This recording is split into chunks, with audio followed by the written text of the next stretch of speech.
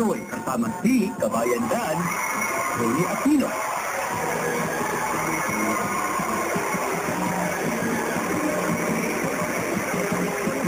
OFW, nitong buong mundo, lahat nakikinabang sa mga gawain ninyo.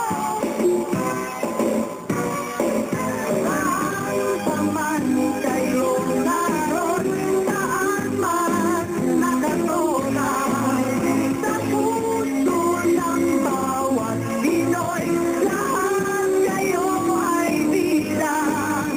Talino, isip at lakas ay nagagamit nyo.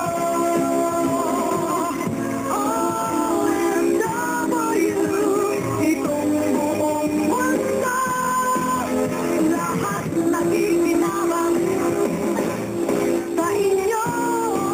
Pagsiksik at nagkakanya, awitin, ito'y pasa sa inyo. Magandang umaga po sa inyong lahat mga kababayan, araw ng linggo at muli narito po ang inyong Filipino radio program, ang Radyo Pinoy. Ang petsa po natin ngayon ay Hunyo Agis at ang araw na ito ay napakasaya para sa ating mga kababayan dahil handugan po kayo ng isang malaking kasayahan o pagdiriwang yan sa Xinchuang Stadium kung saan gaganapin po ang ating 114th Independence Day and Migrant Day celebration. Kaya come on, pumunta na po tayo diyan sa Xinchuang Stadium. At yung mga kababayan natin, kung kayo magagaling ng Taipei City, diyan po kayo sa Taipei Train Station sasakay. Madali po yun. Sumakay lang kayo ng bus na 299, dadaan mismo yan sa Xinchuang Stadium. Ano ho? At meron din tayong mga shuttle buses from St. Christopher. Kaya bilisan po natin. Ang oras na ito ay alas 9 ng umaga. So, matataas tayo ng alas 10. May time pa tayo. At takbo na. At tayo ay sumama diyan sa gaganapin na selebrasyon para sa ating Araw ng Kalayaan at para sa ating mga migrants. Ano ho? Okay. At siyempre, sa araw na ito, marami din tayong mga babatiin, maraming may nagdiriyo ng kaarawan, at siyempre, nais din natin na batiin yung ating mga kababayan dyan. Napakalayo man nila sa atin, patuloy na nakikinig ng ating programa. Kaya umpisahan ko na ang pagbate kasi napakarami ito. Pero unahin ko munang batiin yung ating mga kababayan na nagdiriwang at nagdiwang ng kanilang kaarawan. Nung Hunyo 1, si Nica de la Cruz, si Carmela Galindez. Nung 3, Chulinata Arienza. Nung 5 naman, si Loy Mayang Nabat, James Dumandan. At nung 6 naman, Maria Gay Comillas, Pauline Mendoza, Joshua Manuel Elia, Al Bartolo nung 8 naman. At kahapon naman, nagdiwan ng karawan si Yana Invido at si Let Pagulayan. At sa araw mismo na ito, nagdiriwan ng kanyang karawan si Lynn Tinglangan. Ayan, ano ho? At ganun na rin sila Arnie Aroma, James Bartolo, Emelda Morgado nung 15, si Drandred Solrak, si si Ali Mimi Flores nung 16. Ayan, ang dami mga nagdiwan ng kanilang kaarawan, ano? So, happy birthday po sa inyong lahat. Ngayon, umpisahan natin ang mga pagbati naman ng ating mga kababayan. Ay, naku, napakarami nilang mga kaibigan. Si Tina Sadsad ng Huwei Yunlin, binabati niya si Nancy Wahinuki, Beth Bartolo, Ellen, si Let Dairit, at sa lahat ng nakapaginig ng Radyo Pinoy. Si Helen Esperos naman, bumabati kay Ate Alan, Marcel Monet, Christy, Ate Dina, si Let Brofas, Jovi, si Aing, na isang Vietnamese na kaibigan niya, si Kuko at Mama ng Futan Nursing Home na nakikinig din daw ng ating programa, si Cecil, at siyempre sa kanyang Papa Brian. Ayun. Pagbati rin naman ito kay Edlia Baksan ng Kausyong. Hello sa mga taga Kausyong. Bumabati sa kay Nancy Wahe ng Pingtong at ganun kay Ate Beth Bartolo. At mula naman sa inyong presidente na si Lesel Dura, binabati niya si Tina Sadsad, Realin Ignacio, Jelin Sagon, Elizabeth Castro, Lydia Arias, si Eddie Barcol, Nancy Wahel, Lois C. Ocampo, Tessie Revilla, si Femi Bernardo, Isabel Daniel, Luisa Pramenco, Shelly Reyes, Evelyn Makiran, si Marilyn de la Cruz, si Mildred Poro, Chelin Aquino, mga taga Chongli Boys, na kasama si Edward Celeste, at si Mr. and Mrs. Nesperos, si Michelle Gonzalez, si Beth Bartolo, Rodora Silot, si Presi Siawal, ayan, na nasa Pilipinas. Pero siyempre, nakikinig sila ng Radyo Pinoy. At sa araw na ito, meron din tayong pangkabuhayan series. Ito ang ating pangalawang pangkabuhayan series para sa buwan ng Hunyo. Okay, at yung ating mga kababayan na nakikinig dyan sa Kaohsiung, nais ko po kayong imbitahin. Ayun, sumakay kayo ng train, mabilis lang yan.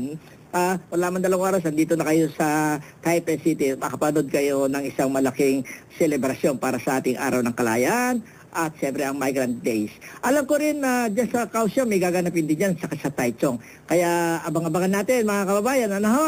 At para sa ganon ay makisaya tayo at makisama. At para doon sa mga member ng Radyo Pinoy Fans Club group naman, pupunta kayo sa Xinchuang Stadium para makisaya. Suot niyo po ninyo ang inyong uniforme. Magdala ro kayo ng ID at saka passport. At gano'n na rin, magkaisa kayo, sama-sama lahat kayo dyan, panawagan po ng inyong mga nangunguna. Magkita-kita kayo dyan. Okay.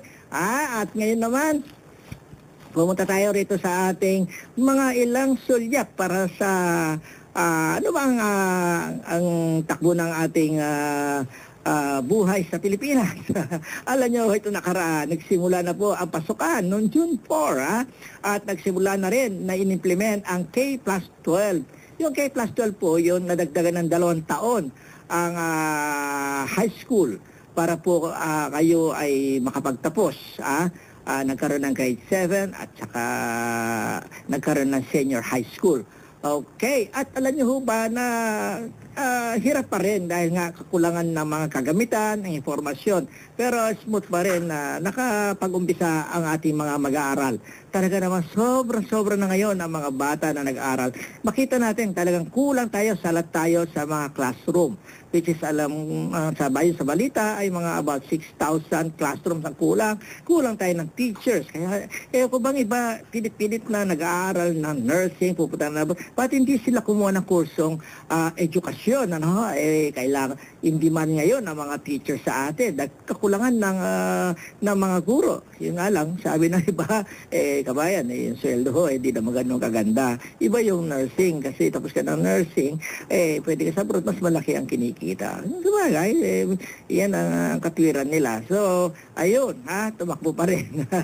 At alam niyo ba, nito nakaraan, kahit nandun, ako yung nakauwi ng mga 3 araw lang itong. Kararating ko lang ho nung Merkules, at yun nga, umuwi ako nung Sabado, at Merkules, dumating ako. At yung nga, paulan-ulan din sa atin, pero kahit namuulan, may kainitan ho, mahinit pa rin ang panahon. At hindi talagang, kumbaga, hindi pa talaga yung panayan ng ulan, so kulang pa, hindi pa makapagtatanim ang ating mga magsasaka, ganun sa atin po ngayon. At ganun na rin, dito pong linggo na ito, umalis po ang ating Pangulo, papunta sa Australia, pumunta sa UK, at ngayon, nasa Amerika po siya. Dahil po sa biyahe na ito upang lalong mapatibay ang relasyon ng mga bansa. Na ito matagal nating mga kaibigan. So naging mabuti, naging maganda ang outcome nitong biyahe ng ating Pangulo. Yan po ang sulyap sa ating bansang Pilipinas. Okay? At ngayon, pumunta na tayo rito sa ating pangkabuhayan series to. Pero bago tayo pumunta na doon, may hiling ng awitin. Meron tayong inihanda rito isang awitin para sa inyo. Pero yung humihiling ng isang lahi, titingnan ko at kung meron tayong CD noon. Pero ito ay buong puso kong inihahandog sa inyo ang awitin na aking pong iparirinig ngayong umaga. Unang awitin para sa inyo.